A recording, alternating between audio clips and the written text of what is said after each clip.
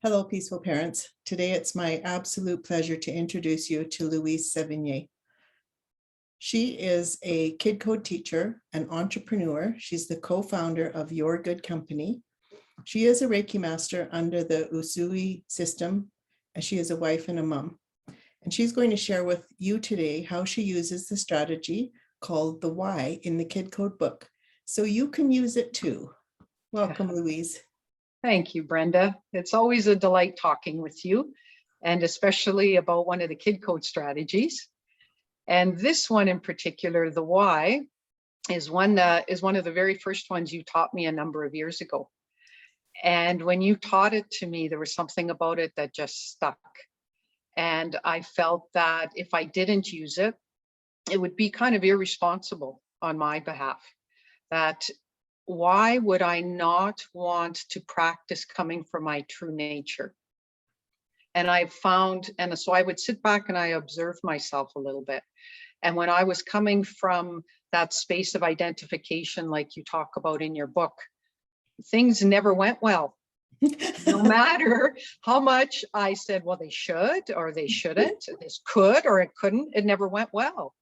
So it was like, why would I not use the why? And so you got to me, Brenda, and I appreciate that.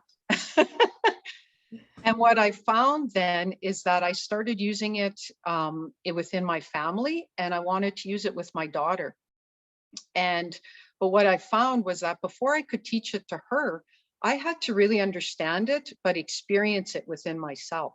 So that when she was having a hard time and she was clearly triggered, my first step was to, first of all, Louise, which direction are you going to go? Yes. Right? So that I couldn't expect her to take the why if I didn't. Explain what the why is from your perspective, Louise.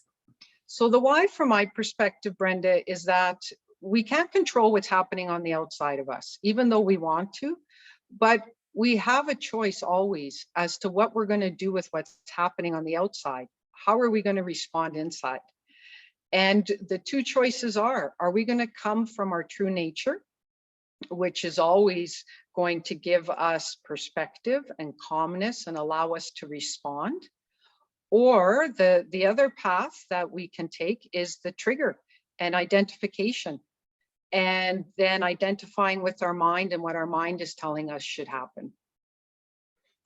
And so if we follow what our mind is trying to tell us and the identification, we never win, and nobody around us wins either. So true.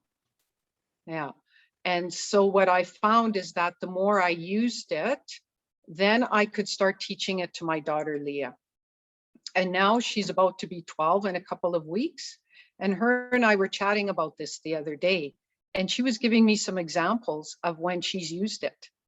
Oh, good. And for her, it's so interesting. It didn't take her the time to use it that I took. It's like she got it and she got it much faster. And that's very interesting.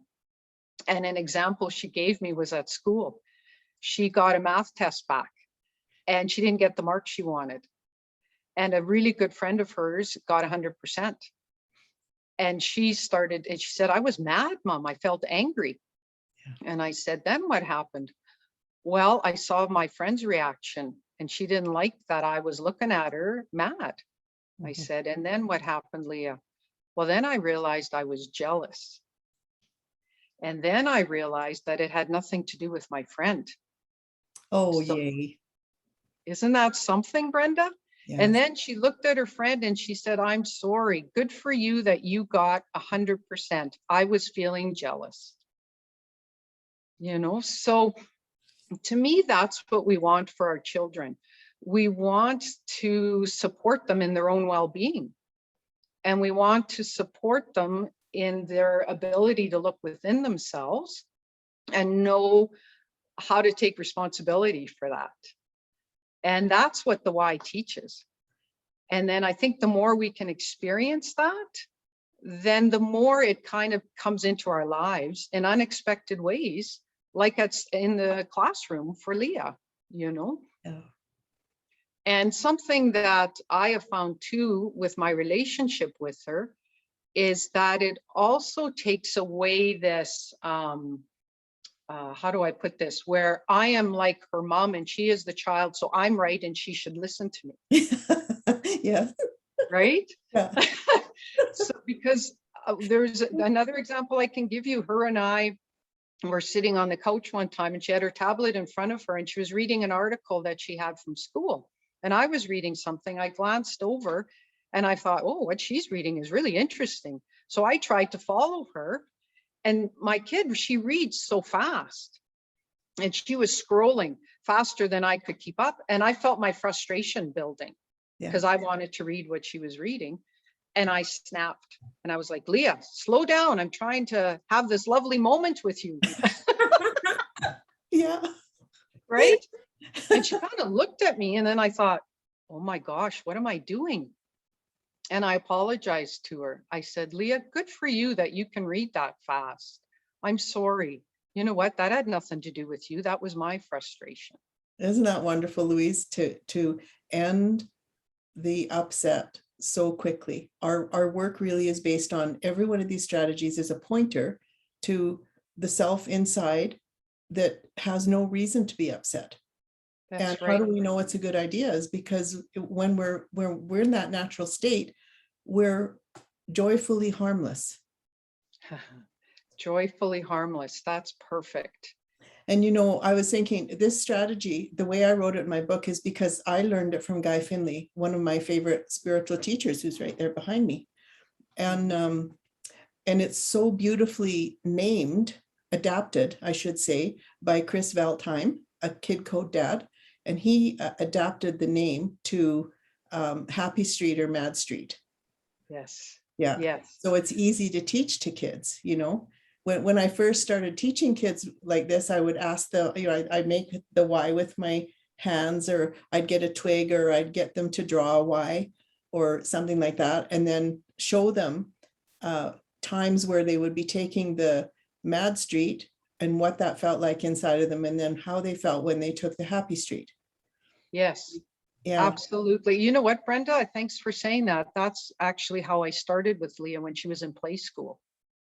So she was maybe 4 years old, if that, and she didn't want to go to bed, or I said she couldn't have a particular toy or whatever, right? And it could amp up very quickly. And I would show her the Y, the fingers, like you just did. Yeah. Leah, do you want Happy Street or Mad Street? And at first it was like, Mom, right?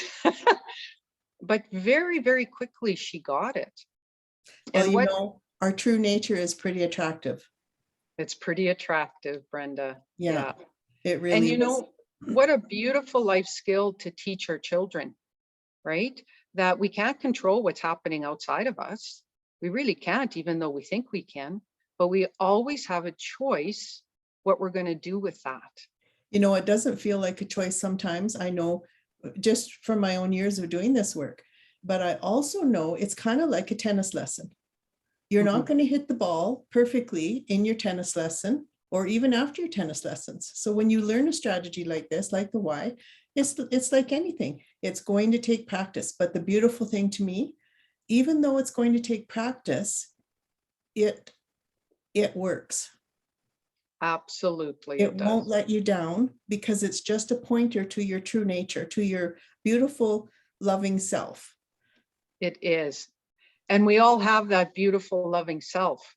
And I think Guy Finley also teaches, or Sadhguru, that what we give attention to can't help but grow and have more strength and power. So that's something else Leah and I have talked about. What do I want to give more strength and power to? My true nature or my identification? Mm-hmm. And we know the two are very different and feel very different. So yes. So thank you, Louise. And to our listeners, this is called the Y, and how you use it is the moment there's an upset, you remind yourself, this isn't my nature. I have a choice. Think of the Y and draw yourself back into your nature. Take some deep breaths. I love to say, I still say this to myself, you're not the boss of me. This is also how I teach kids with the Y, is to say to that part of me that wants me to be drug along, in a stress state, to say, no, you're not the boss of me. And so many times in my life that has just switched right away. It's a really Yes. popular strategy with kids, with younger kids too. So Mhm. Louise, thank you Yes. once again. What a pleasure to be with you today and share this work together. And I can't wait to have you on again and we'll talk some more. I think you wanted to share with us another one. So everybody stay tuned and we'll welcome you back with more strategies for peaceful, positive parenting. Thank you so much, Brenda.